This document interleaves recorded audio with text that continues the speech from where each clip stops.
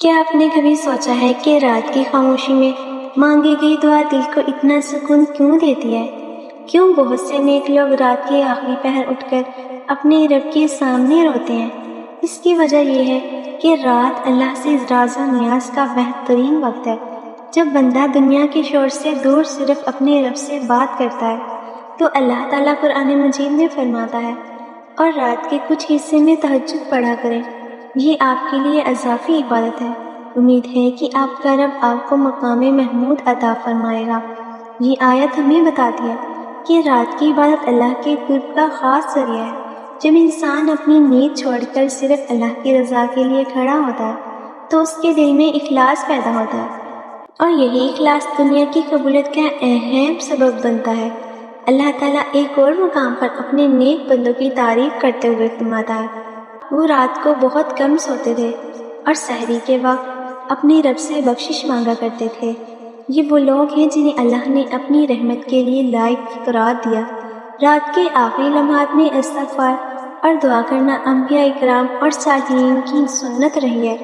اللہ تعالیٰ دعا کے بارے میں ایک عظیم وعدہ بھی فرماتا ہے، اور تمہارے رب نے فرمایا، مجھ سے دعا کرو، میں تمہاری دعا قبول کروں گا۔ اگرچہ قرآن میں یہ نہیں کہا گیا کہ صرف رات کی دعا ہی قبول ہوتی ہے، لیکن رات کا وقت عبادت، خشوع و اخلاص کے لیے نہایت موزوں ہے، اس لیے اس وقت مانگی جانے والی دعا کی خاص فضیلت بیان ہوئی ہے۔ اسی طرح اللہ تعالیٰ پھر فرماتا ہے، بھلا وہ شخص بہتر ہے جو رات کے اوقات میں سجدہ اور قیام کرتے ہوئے عبادت کرتا ہے، آخرت سے ڈرتا ہے اور اپنے رب کی رحمت کی امید رکھتا ہے۔ رات کی خاموشی انسان کے دل کو نرم کرتی ہے، توجہ کو یکسو کرتی ہے، اور بندہ اپنے رب کے سامنے پوری عاجزی کے ساتھ اپنے دل کی بات رکھتا ہے۔ لہٰذا اگر آپ کسی پریشانی، بیماری، قرض، بے روزگاری یا دل کے سکون کے لیے دعا کر رہے ہیں تو رات کے آخری حصے میں اپنے رب کے سامنے حاضر ہو، 2 رکعت نماز ادا کریں، استغفار کریں اور پورے یقین کے ساتھ دعا مانگیں۔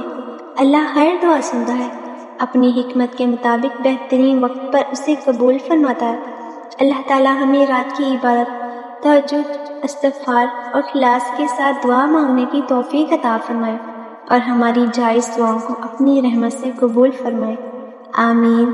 اگر آپ کو یہ ویڈیو پسند آئے تو ویڈیو کو لائک اور چینل کو سبسکرائب ضرور کریں۔ شکریہ۔